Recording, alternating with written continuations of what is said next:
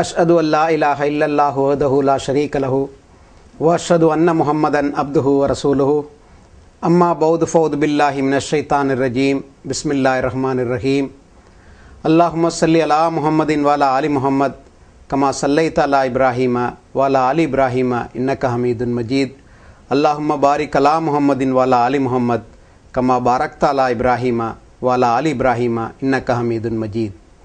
அன்பிற்குரியவர்களே, அஸ்ஸலாமு அலைக்கும் வரஹ்மத்துல்லாஹி வபரகாத்துஹு. அஹ்மதியா முஸ்லீம் ஜமாத் வழங்கும் மாநபி ஸல்லல்லாஹு அலைஹி வஸல்லம் அவர்கள் தந்த உண்மை இஸ்லாம் என்ற இந்த நிகழ்ச்சியின் வாயிலாக உங்களை சந்திப்பதில் மற்றற்ற மகிழ்ச்சி அடைகின்றோம். அன்பிற்குரிய நேயர்களே, கடந்த சில வாரங்களாக அஹ்மதியா முஸ்லீம் ஜமாத்திற்கு எதிராக ஷரியத் பாதுகாப்பு பேரவை என்கின்ற அமைப்பு எடுத்து வைத்த பல்வேறு குற்றச்சாட்டுகளுக்கு நாம் திருக்குர்ஆன் ஹதீஸ் அடிப்படையில் பதிலளித்து வந்து கொண்டிருக்கின்றோம். நம்முடைய நிகழ்ச்சிகளை பார்த்த பல சகோதரர்களும் சகோதரிகளும் தொலைபேசி மூலமாக எம்மை தொடர்பு கொண்டு திருக்குர்ஆன் ஹதீஸ் அடிப்படையில் ஆதாரங்களை நீங்கள் எடுத்து வைத்து பேசிக் கொண்டிருக்கின்றீர்கள், ஆனால் ஷரியத் பாதுகாப்பு பேரவை இவைகளுக்கு அப்பாற்பட்ட முறையில் பேசி வருவதை நாங்கள் பார்த்திருக்கிறோம் என்று குறிப்பிட்டிருக்கிறார்கள். அன்பிற்குரிய நேயர்களே, அஹ்மதியா முஸ்லிம் ஜமாத் திருக்குர்ஆன் ஹதீஸ் அடிப்படையில்தான் இவர்கள் எடுத்து வைக்கின்ற ஒவ்வொரு குற்றச்சாட்டுகளுக்கும் நாம் பதிலளித்து வந்து கொண்டிருக்கின்றோம். அன்பிற்குரிய நேயர்களே, இவர்கள் பாமர மக்களை வழிகெடுக்கும் வகையில், பாமர மக்களை அஹ்மதியா முஸ்லிம் ஜமாத்திற்கு எதிராக திசை திருப்பும் வகையில் பொய்யான குற்றச்சாட்டுகளை எடுத்து வைத்துக் கொண்டிருக்கிறார்கள். ஹதரத் நபிகள் நாயகம் முஹம்மது நபி ஸல்லல்லாஹு அலைஹி வஸல்லம் அவர்களை அஹ்மதியா முஸ்லிம் ஜமாத்தை சார்ந்தவர்கள் காத்தமுன் நபியின் என்று ஏற்றுக்கொள்ள மாட்டார்கள் என்று இந்த ஷரியத் பாதுகாப்பு பேரவை கூறி வருகிறது. ஆனால் அஹ்மதியா முஸ்லிம் ஜமாத் ஹதரத் எம்பெருமானார் நபிகள் நாயகம் முஹம்மது நபி ஸல்லல்லாஹு அலைஹி வஸல்லம் அவர்களை காத்தமுன் நபியின் என்று முழுமையாக ஏற்றுக்கொண்டிருக்கிறது. அன்பிற்குரியவர்களே, இந்த காத்தமுன் நபியின் என்கின்ற சொல்லுக்கு பொருள் கொடுப்பதில்தான் வேறுபட்டு நிற்கின்றோம். இன்றைய இந்த ஷரியத் பாதுகாப்பு பேரவை, இந்த உலமாக்கள் முல்லாக்கள் இந்த காத்தமுன் நபியின் என்கின்ற சொல்லுக்கு இறுதி நபி, கடைசி நபி என்று பொருள் கொடுத்து கொண்டிருக்கிறார்கள். ஆனால் அஹ்மதியா முஸ்லிம் ஜமாத் இதற்கு நபிமார்களில் முத்திரையானவர்கள், நபிமார்களில் சிறந்தவர்கள் என்று பொருள் கொடுத்து கொண்டிருக்கிறது. எனவே பொருள் கொடுப்பதில்தான் வித்தியாசம் இருக்கிறது என்பதை நேயர்கள் புரிந்து கொள்ள வேண்டும். அன்பிற்குரியவர்களே, ஹதரத் நபிகள் நாயகம் ஸல்லல்லாஹு அலைஹி வஸல்லம் அவர்கள் இறுதி காலத்தில் தோன்றக்கூடிய அந்த ஈசாவை நபியுல்லா, அல்லாஹ்வின் நபி என்று அழைத்திருக்கிறார்கள். இறுதி காலத்தில் நபிகள் நாயகம் ஸல்லல்லாஹு அலைஹி வஸல்லம் அவர்கள் தோன்றுவார்கள் என்று முன்னறிவித்த அந்த ஈசாவிற்கு அல்லாஹ்வின் நபி என்று ஹஜ்ரத் ரசூல் ஸல்லல்லாஹு அலைஹி வஸல்லம் அவர்கள் பெயர் சூட்டி இருக்கிறார்கள், அழைத்திருக்கிறார்கள். சஹீ முஸ்லீமில் இது பதிவாகி இருக்கிறது. எனவே நபிகள் நாயகம் இறுதி காலத்தில் வரக்கூடிய ஒருவருக்கு நபியுல்லா என்று கூறி அழைத்த போது இந்த முல்லாக்கள் ஆலிம்கள் இன்று காத்தமுன் நபியின் என்றால் இறுதி நபி என்று சொல்லி ஹஜ்ரத் ரசூல் ஸல்லல்லாஹு அலைஹி வஸல்லம் அவர்கள் கொடுத்த பொருளுக்கே முரண்பட்டு நிற்பதை நாம் பார்க்க முடிகிறது.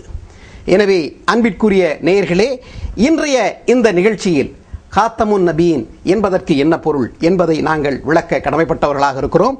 இந்த ஷரியத் பாதுகாப்பு பேரவை நடத்திய கூட்டத்தில் நபிமார்கள் என் மூலமாக முத்திரையிடப்பட்டுள்ளார்கள், எனவே இனி எந்த நபியும் தோன்ற மாட்டார்கள் என்று ஒரு ஆலிம் பேசியிருக்கிறார்.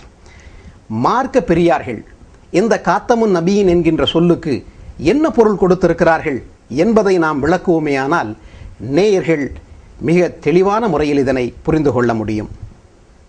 அன்பிற்குரிய சகோதரர்களே, அந்த ஆலிம் பேசும்போது ஹுத்திம பியன் நபியூன் என்ற ஹதீஸை சான்றாக எடுத்து வைத்து பேசினார். ஹுத்திம பியன் நபியூன் என்றால் நபிமார்கள் என் மூலமாக முத்திரையிடப்பட்டிருக்கின்றார்கள் என்று பொருள். முத்திரையிடப்படுதல் என்றால் அதற்கு கடைசியானவர் என்று பொருளா என்பதைத்தான் நாம் இப்போது சிந்திக்க வேண்டும். சகோதரர்களே, ஹாத்தமுன் நபியின் என்று திருக்குரான் ஹஜ்ரத் ரசூலுல்லாஹ் ஸல்லல்லாஹு அலைஹி வஸல்லம் அவர்களை பற்றி எடுத்துக் கூறுகின்றது. இந்த ஆயத்தின் மீது நமக்கும் நம்பிக்கை இருக்கின்றது, ஈமான் கொண்டிருக்கின்றோம். ஆனால் ஹாத்தம் என்பதற்கு என்ன விளக்கம் தருவது என்பதில்தான் நமக்கும் மற்றவர்களுக்கும் வித்தியாசம் இருக்கிறது.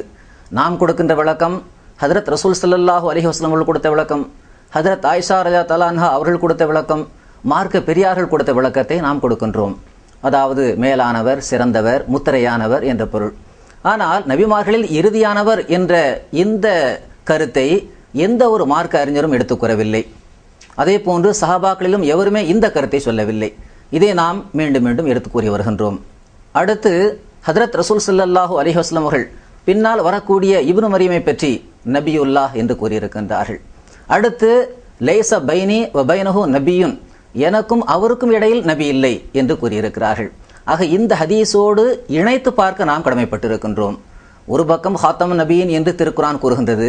ஹஜ்ரத் ரசூல் ஸல்லல்லாஹு அலைஹி வஸல்லம் அவர்கள் இதற்கு என்ன விளக்கம் தந்திருக்கிறார்கள் என்றால், எனக்கும் அவருக்கும் இடையில் நபி இல்லை, ஆக வரக்கூடியவர் நபியுல்லாவாக இருப்பார் என்று சஹீஹ் முஸ்லிமில் மேலும் அழுத்தமாக கூறுகின்றார்கள்.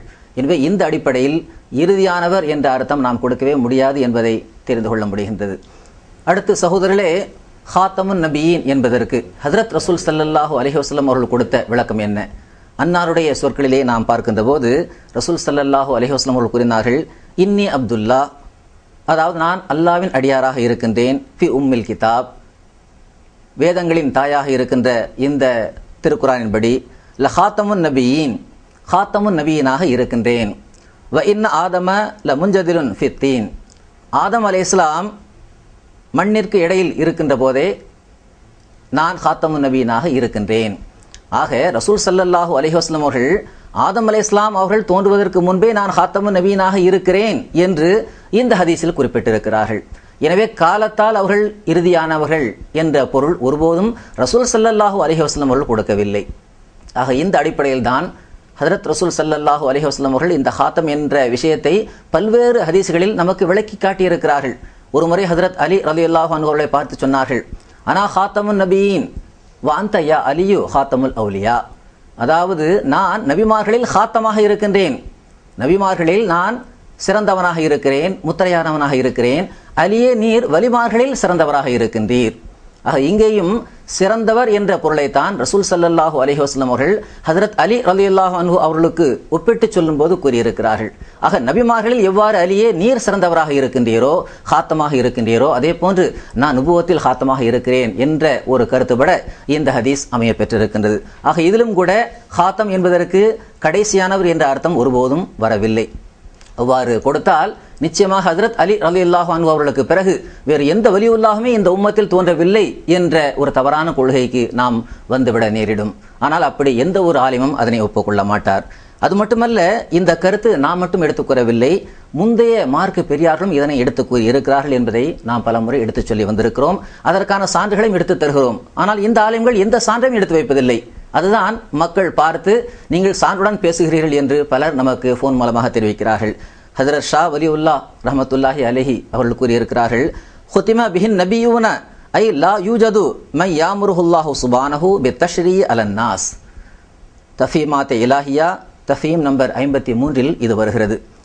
அதாவது நபிகள் நாயகம் ஸல்லல்லாஹு அலைஹி வஸல்லம் அவர்கள் மூலமாக நபிமார்கள் முத்திரையிடப்பட்டிருக்கிறார்கள் என்பதன் பொருள், ரசூல் ஸல்லல்லாஹு அலைஹி வஸல்லம் அவர்களுக்கு பிறகு ஷரியத்துடன் கூடிய ஒரு நபி மக்கள் மத்தியில் தோன்ற மாட்டார்கள் என்பதாகும் என்ற கருத்துப்பட இந்த ஹதீஸுக்கு மிக தெளிவான விளக்க உரை தந்திருக்கிறார்கள். எனவே ஹுத்திம பியன் நபியூன் என்பதற்கு என் மூலமாக நபிமார்கள் முத்திரையிடப்பட்டிருக்கிறார்கள் என்பதன் பொருள், ரசூல் ஸல்லல்லாஹு அலைஹி வஸல்லம் அவர்கள் எவ்வாறு ஷரியத்துடன் கூடிய ஒரு நபியாக வந்தார்களோ அதே மாதிரி இனி எந்த ஒரு நபியும் வர மாட்டார் என்ற கருத்தை தான் ஷா முஹத்தஸ் தஹ்லவி ரஹ்மத்துல்லாஹி அலைஹி அவர்கள் எடுத்து கூறியிருக்கிறார்கள். சகோதரர்களே, நம்முடைய இந்த கருத்தை முந்தைய ஆலிம்களும் ஒப்புக்கொண்டிருக்கிறார்கள். தேவ்பந்த் மதரசாவினுடைய தோற்றுனர் மௌலானா முகமது காசிம் நானோத்வி ரஹ்மத்துல்லாஹி அலைஹி அவர்கள் நாம் எடுத்து வைக்கின்ற இதே கருத்தை தான் மிக அருமையான முறையில் எடுத்து வைத்திருக்கிறார்கள். அவர்கள் கூறுவதை பாருங்கள், அகர் பில் ஃபர்ஸ் பாத் ஜமானே நபவி சல்லல்லாஹு அலைஹி வஸல்லம் பி कोई नबी पैदा हो तो फिर भी खातमियत मोहम्मदी सल्लल्लाहु अलैहि वसल्लम में कुछ फर्क नहीं आएगा. தஹ்சீருன் நாஸ் என்ற நூல் பக்கம் 28 அவர்கள் இவ்வாறு எழுதியிருக்கிறார்கள். இதில் மௌலானா முகமது காஸ்மி நானூத்வி ரஹ்மத்துல்லாஹி அலைஹி அவர்கள் என்ன கூறுகிறார்கள் என்றால், நபிகள் நாயகம் ஸல்லல்லாஹு அலைஹி வஸல்லம் அவர்களுக்கு பிறகும் ஒருவர் நபி தோன்ற முடியும் என்றால் அது நபிகள் நாயகம் ஸல்லல்லாஹு அலைஹி வஸல்லம் அவருடைய அந்த ஹாத்தமியத் என்பதில் அதனால் எந்த விதமான வித்தியாசமும் வராது, எந்த குறைவையும் ஏற்படுத்தாது என்ற அளவுக்கு அவர்கள் எழுதி வைத்திருக்கிறார்கள்.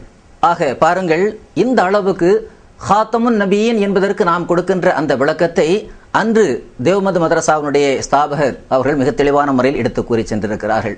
ஆனால் இந்த மக்கள், இந்த காசிமிகள், காஷிஃபிகள் இதனை மறைக்கிறார்கள். இதுதான் நமக்கு மிகவும் வருத்தமாக இருக்கிறது.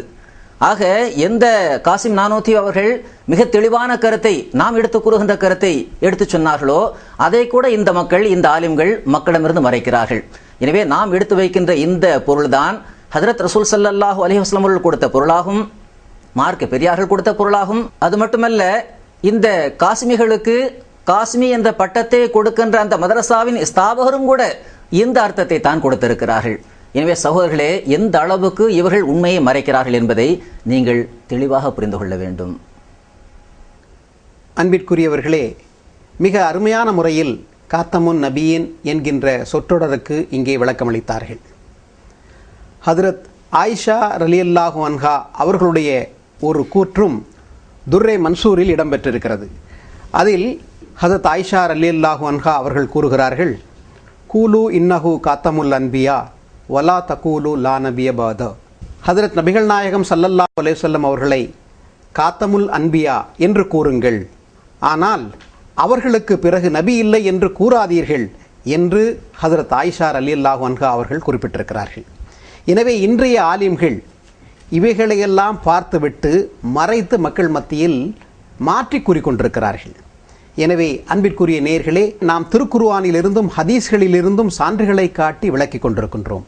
அது மட்டுமல்ல, கடந்த நிகழ்ச்சிகளிலும் நாம் குறிப்பிட்டிருந்தோம். இறைவன் திருக்குர்ஆனில் 40வது அதிகாரம் 35வது வசனத்தில் ஹதரத் யூசுப் நபியினுடைய சம்பவத்தை எடுத்து கூறி, ஹதரத் யூசுப் நபி தெளிவான சான்றுகளுடன் உங்களிடம் வந்தார், அவர் கொண்டு வந்தது குறித்து நீங்கள் ஐயப்பாட்டிலே இருந்தீர்கள், அவர்கள் மரணமடைந்த பிறகு அவருக்கு பிறகு அல்லாஹ் எந்த தூதரையும் அனுப்ப மாட்டான் என்று நீங்கள் கூறினீர்கள், அவ்வாறு நீங்கள் கூறக்கூடாது என்பதற்காக இறைவன் அதனை ஒரு படிப்பினையாக வைத்திருக்கின்றான். அவ்வாறு கூறுபவர்கள் வழி தவறியவர்கள் என்றும் அல்லாஹ் குறிப்பிட்டிருக்கின்றான். 40வது அதிகாரம் 35வது வசனத்தில் இறுதி நபி என்று சொல்லக்கூடாது என்பதை வலியுறுத்தி கூறியிருக்கின்றான். அவ்வாறு கூறுபவர்கள் வழி தவறியவர்கள் என்றும் குறிப்பிட்டிருக்கின்றான். எனவே இன்றைய ஆலிம்கள் இவைகளை தெரிந்த பிறகும் மக்களை திசை திருப்பிக் கொண்டிருக்கின்றார்கள். அது மட்டுமல்ல, இந்த ஷரியத் பாதுகாப்பு பேரவை நடத்திய இந்த கூட்டத்தில் ஒரு ஹதீஸை எடுத்து வைத்தார்கள். அந்த ஆலிம் எடுத்து வைத்த அந்த ஹதீஸ், எனக்கு முன் தோன்றிய நபிமார்களுக்கும் உள்ள உவமை ஒரு கட்டிடம் போன்றதாகும். அந்த கட்டிடத்தில் ஒரு செங்கல் மட்டும் வைக்காமல் விடப்பட்டிருந்தது. மக்கள் அந்த கட்டிடத்தை பார்த்து ஆச்சரியப்பட்டனர். ஒரு செங்கலுக்கான இடம் விடப்பட்டிருக்கிறதே என்றும் கூறினர். அந்த செங்கலாக நான் வந்துள்ளேன் என்று ஹஜ்ரத் ரசூல் ஸல்லல்லாஹு அலைஹி வஸல்லம் அவர்கள் குறிப்பிட்டார்கள் என்று சொல்லி, அந்த ரசூல் ஸல்லல்லாஹு அலைஹி வஸல்லம் அவர்களுடைய வருகையின் மூலமாக அந்த கட்டிடம் முழுமை பெற்றுவிட்டது, ரசூல் ஸல்லல்லாஹு அலைஹி வஸல்லம் அவர்கள் இறுதி செங்கலாக இருந்தார்கள் என்றெல்லாம் இவர்கள் கூறியிருக்கிறார்கள். இதற்கு பிறகு எப்படி நபி வர முடியும் என்றும் கேட்டிருக்கிறார்கள். எனவே இது தொடர்பாகவும் நாம் நம்முடைய நேயர்களுக்கு விளக்கமளித்தால் அவர்கள் மிக தெளிவான முறையில் புரிந்து கொள்ள முடியும். இந்த ஹதீஸு புகாரியிலும் முஸ்லிமிலும் இடம்பெற்றுள்ளது. ஆனால் இந்த ஹதீஸு அறிவிப்பாளர்களுடைய நிலைமை பார்த்தால் இது பலகீனமான ஹதீஸ். காரணம், அது 2 நிலைமையில் இந்த அறிவிப்பு வந்துள்ளது. ஒன்று, ஜுபேர் பின் முஹம்மது தமீமி என்ற ராவி அதில் உள்பட்டது. அந்த ராவி ஜுபேர் பின் முஹம்மது தமீமி என்ற ராவியிலிருந்து கிடைக்கக்கூடிய ஹதீஸுகள் ஆதாரபூர்வமான ஹதீஸு கிடையாது, அது லயீஃபான ஹதீஸு, பலகீனமான ஹதீஸு என்று நசாய் போன்றுள்ள அறிஞர்கள் கூறியதாக தஹசீபு தஹசீப் என்ற நூலில் குறிப்பிடப்பட்டுள்ளது. ஹதீஸு அறிஞர்களுடைய பார்வையில் இந்த ஹதீஸு லைஃபான ஹதீஸு.